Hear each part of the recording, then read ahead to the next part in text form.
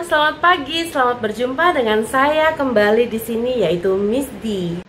Yau, yau, yau, yau, yau, yau, yau, yau, yau, yau, yau, yau, yau, yau. Apa kabar teman-teman? Semoga kita semua dalam keadaan baik. Ya teman-teman, pada kelas seni budaya hari ini kita akan belajar sebuah materi baru yaitu seni patung. Teman-teman tidak usah khawatir, kita akan belajar setahap demi setahap. Semoga dengan adanya penjelasan berikut ini, kita semua bisa paham apa itu seni patung dan apa fungsi dari seni patung. Oke, tidak lupa saya menyelipkan prosedur pembuatan seni patung pada slideshow berikut ini. Teman-teman, selamat menyaksikan. Semoga pembelajaran kali ini bisa dimengerti dan dipahami oleh kita semua. Selamat menyimak. Halo, selamat pagi teman-teman sekalian. Selamat berjumpa kembali di kelas seni budaya bersama saya, Miss D. Hari ini kita akan membahas tentang seni patung. Isi pembelajaran kali ini kita akan belajar mengenai prinsip, yaitu pengertian dan fungsi dari seni patung. Setelah itu kita akan masuk ke jenis. Saya akan membawa kalian untuk mengenal jenis-jenis dan bentuk-bentuk dari seni patung. Setelah kalian paham, kita akan belajar mengenai teknik dan media atau alat-alat yang akan kita gunakan pada pembuatan seni patung. Baru yang terakhir yaitu prosedur, langkah-langkah penerapan pembuatan seni patung. Ki Hajar Dewantara pernah berkata, seni adalah segala perbuatan manusia yang timbul dari perasaan dan sifat indah sehingga menggerakkan jiwa, perasaan manusia. Tahukah kalian bahwa ada sebuah fakta dan sejarah mengenai seni patung? Karya seni patung pertama kali ditemukan di negara India di dalam peradaban lembah Indus sekitar tahun 3300 sampai 1700 sebelum Masehi. Hal tersebut menjadi contoh awal dari keberadaan seni patung di dunia. Kita akan masuk ke bagian pertama yaitu prinsip. Saya akan membukakan pengertian dan fungsi dari seni patung. Pengertian seni patung secara umum. Seni patung itu adalah sebuah cabang dari seni rupa yang berbentuk 3 dimensi atau bisa kita sebut juga sebagai trimarta. Nah, trimarta ini diciptakan dengan menggunakan 2 macam metode teman-teman. Yang pertama adalah subtraktif. Subtraktif itu adalah mengurangi bahan. Dan yang kedua, dia memakai metode aditif. Metode aditif itu adalah membuat model lebih dulu seperti mengecor atau mencetaknya. Lalu, ini adalah pengertian seni patung menurut KBBI. Seni patung adalah benda tiruan, bentuk manusia dan hewan yang cara pembuatannya dengan dipahat. Setelah kalian paham dan mengerti apa itu seni patung, saya akan mengajak kita semua untuk belajar mengenai fungsi seni patung. Fungsi seni patung di sini saya masukkan ada 6 teman-teman. Kita belajar satu persatu ya. Yang pertama, fungsinya adalah sebagai patung dekorasi. Patung dekorasi adalah patung yang fungsinya memperindah ruangan atau lingkungan eksterior. Saya kasih contoh, ini adalah contoh dari patung Surabaya. Ya, itu adalah patung hiu dan buaya yang sangat terkenal. Yang berikutnya, fungsi kedua yaitu patung monumen. Patung monumen di sini dibuat untuk mengenang jasa pahlawan. Saya ambil contohnya, ini adalah patung dari Insinyur Soekarno dan Bung Hatta. Lalu fungsi yang ketiga yaitu patung kerajinan. Patung kerajinan di sini dirancang untuk memenuhi kebutuhan pasar dan diminati oleh masyarakat. Di sini saya ambil contoh patung Loro Blonyo, biasanya digunakan kepada pengantin atau pasangan yang baru menikah. Mereka biasanya membeli ini dan memasangnya di rumahnya mereka. Fungsi patung yang keempat yaitu arsitektur. Nah, patung ini dibuat untuk menunjang atau melengkapi konstruksi bangunan. Teman-teman, saya kasih contoh, ini adalah Gapura Bali. Kalau kalian perhatikan, bangunan-bangunan di gapura-gapura tersebut banyak ukiran-ukirannya dan banyak patung di sekelilingnya. Nah, itu berfungsi sebagai bagian dari arsitekturnya. Lanjut ke fungsi seni patung yang kelima, yaitu fine art atau kita sebut juga patung seni. Nah, patung ini sengaja dibikin hanya untuk kepentingan estetis atau enak dilihat saja. Nah, ini adalah contohnya. Ini adalah contoh patung fine art. Bentuknya unik ya teman-teman ya, lebih ke arah abstrak. Ya, dan saya akan masuk ke fungsi terakhir dari patung, yaitu patung religi. Patung religi ini memiliki unsur atau makna religius dan digunakan pada saat beribadah. Ini ada beberapa kaum atau komunitas agama yang menggunakan patung untuk berdoa. Contohnya saya ambil dari agama Katolik, kita menggunakan patung Bunda Maria. Untuk yang agama Buddha, kita menggunakan patung Buddha dan beberapa yang lainnya. Pada sesi kedua ini, kita akan masuk ke jenis seni patung. Di sini saya akan mengajak kalian semua untuk mengenal jenis dan bentuk dari seni patung. Seni patung berdasarkan coraknya. Saya bagi menjadi 3 teman-teman. Yang pertama yaitu patung imitatif. Patung imitatif adalah tiruan benda alam atau patung yang sengaja dibuat berbentuk manusia, binatang, atau tumbuhan. Teman-teman, bila kalian pernah ke Museum Madame Tussauds, kalian bisa melihat beberapa macam patung yang sengaja dibuat benar-benar menyerupai bentuk aslinya. Salah satunya adalah patung Agnes Monica ini yang sempat heboh beberapa tahun yang lalu. Oke, nah itu masuk ke dalam patung imitatif. Kita lanjut yang kedua yaitu deformatif. Deformatif itu adalah jenis patung yang coraknya telah mengalami banyak sekali perubahan dari tiruan alam atau tiruan aslinya. Dia sengaja dibuat sesuai dengan imajinasi si pematung. Contoh yang saya ambil ini sebetulnya adalah bentuk aslinya burung, tapi dengan ide dan kreativitasnya si pematung tersendiri, dia mengubah bentuk burung menjadi lebih sederhana. Nah, akhirnya jadinya seperti ini. Lucu banget ya teman-teman ya. Nah, ini masuk ke dalam jenis patung deformatif. Dan selanjutnya yang ketiga yaitu jenis patung abstrak atau non-figuratif. Dia biasanya bentuknya terlepas dari tiruan atau berkesan abstrak. Saya ambil contoh dari patung yang ada di gedung DPR MPR, kalau kalian pernah perhatiin. Nah, itu adalah karya dari Bud Mokhtar.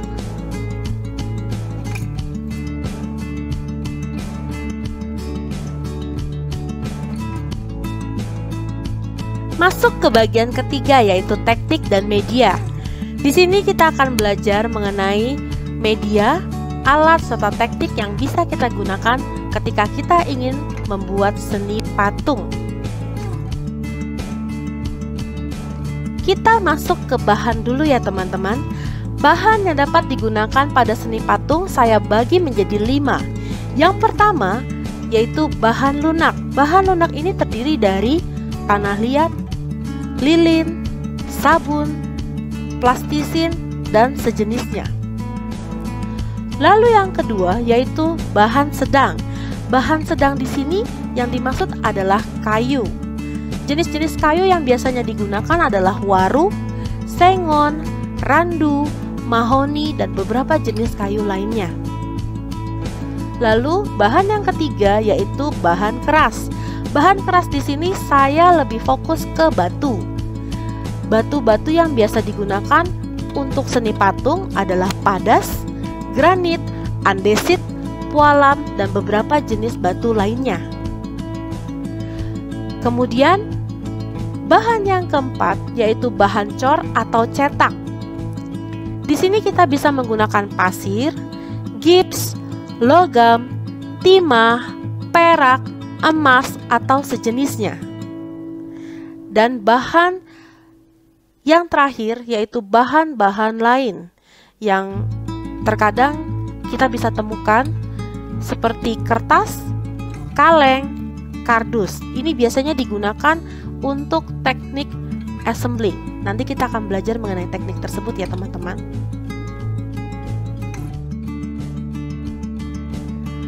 Selanjutnya kita akan membahas alat yang digunakan pada seni patung. Yang pertama, kita akan mengenal alat yang bernama butsir. Butsir berfungsi untuk mengurangi bahan lunak, terdiri dari tanah liat, plastisin, lilin, atau sabun. Lalu kita akan berjumpa dengan satu benda namanya meja putar. Meja putar ini sangat membantu untuk mengontrol pembentukan patung. Lalu kita bisa juga mengenal dengan alat yang bernama pahat. Pahat berfungsi untuk mengurangi bahan keras atau sedang seperti batu maupun kayu. Lalu kita juga butuh yang namanya palu. Fungsi palu di sini adalah untuk memukul alat pahat. Kemudian kita juga perlu sebuah alat yang bernama tang. Tang di sini berfungsi untuk membengkokkan atau meluruskan rangka kawat dalam pembentukan patung. Dan yang terakhir, kita juga butuh yang namanya las.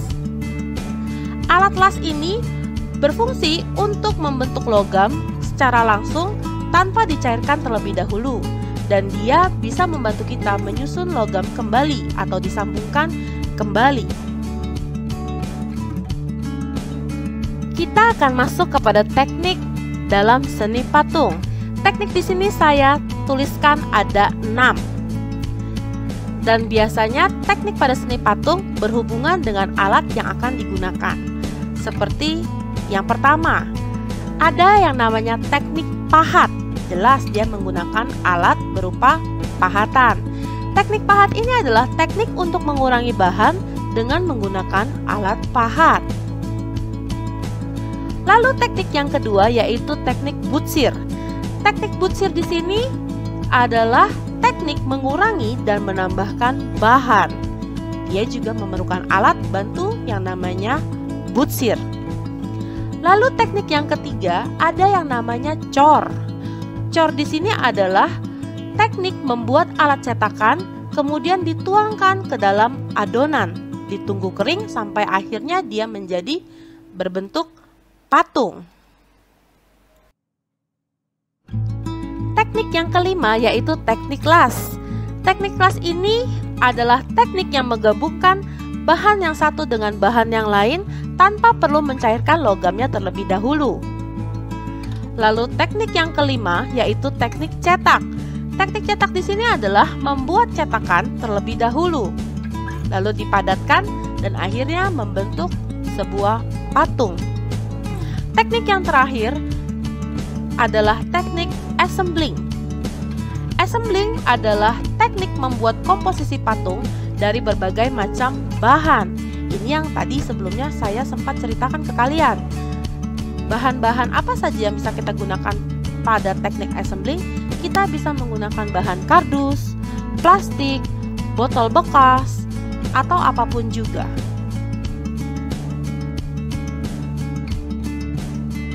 Pada sesi keempat atau sesi terakhir ini kita akan membahas mengenai prosedur atau langkah-langkah penerapan pembuatan seni patung. Berikut adalah prosedur pembuatan seni patung. Langkah pertama yang harus kalian lakukan adalah persiapkan bahan dan alat. Pastikan bahan dan alat yang kalian gunakan sesuai dengan teknik yang telah kalian pilih. Lalu yang kedua, lakukan persiapan gambar kerja atau desain. Meskipun ini adalah seni patung, tetap saja untuk awalnya kalian harus menggambar desain dari bentuk patung yang ingin kalian bikin. Lalu step yang ketiga, kalian melakukan proses pembentukan dengan menggunakan teknik yang telah kalian pilih. Lalu yang keempat, masuk kepada penyelesaian akhir. Pada penyelesaian akhir ini biasanya masuk kepada proses pengeringan bahan, bila itu menggunakan bahan tanah liat atau cor. Bisa juga masuk kepada sisi pembersihan dari sisa-sisa kayu yang telah dipahat, atau bagian terakhir adalah penghalusan bahan-bahan yang telah menjadi patung.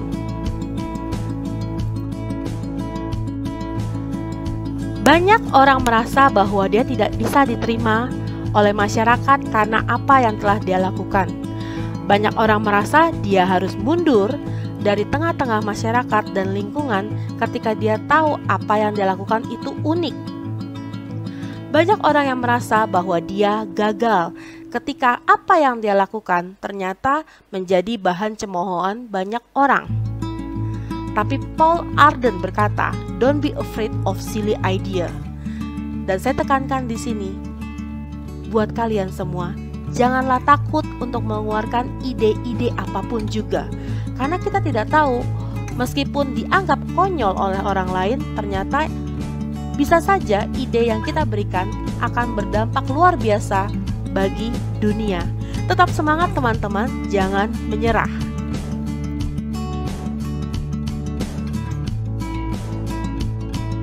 Dengan ini saya nyatakan materi seni patung kita telah usai.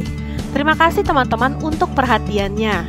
Bila kalian ada pertanyaan atau ada sesuatu yang masih belum jelas, kalian boleh langsung tanyakan ke saya ke WA grup Seni Budaya Kita, atau ke Instagram saya @lydia_johari, atau ke Instagram yang satunya lagi @7joharilydia, maupun ke Facebook saya Johari Lydia. Saya akan membantu teman-teman untuk menjawab pertanyaan-pertanyaan kalian. Satu hal, jangan patah arang, tetap semangat, tetap ceria, dan jaga kesehatan kalian. God bless you. Ya, tadi kita sudah simak beberapa penjelasan mengenai seni patung. Saya berharap kita semua bisa mengerti dan bisa paham apa yang dimaksud dengan seni patung. Oke teman-teman, bila kalian ada pertanyaan atau ada hal-hal yang masih belum kalian mengerti, kalian bisa tanyakan langsung kepada saya lewat WA grupnya kita, atau kalau kalian mau chat saya secara pribadi, kalian bisa tanya saya di Instagram saya, yaitu @lydia_johari atau @7joharilydia, atau kalian juga boleh connect ke Facebooknya saya, yaitu Johari Lydia. Saya tunggu pertanyaan teman-teman dan saya akan berusaha untuk menjawab pertanyaan-pertanyaan kalian dengan baik. Oke, dengan ini saya nyatakan pertemuan kita berakhir. Saya berharap kita semua dalam keadaan yang sehat. Teman-teman, tetap ceria, tetap semangat, dan jaga kesehatan kalian. God bless you.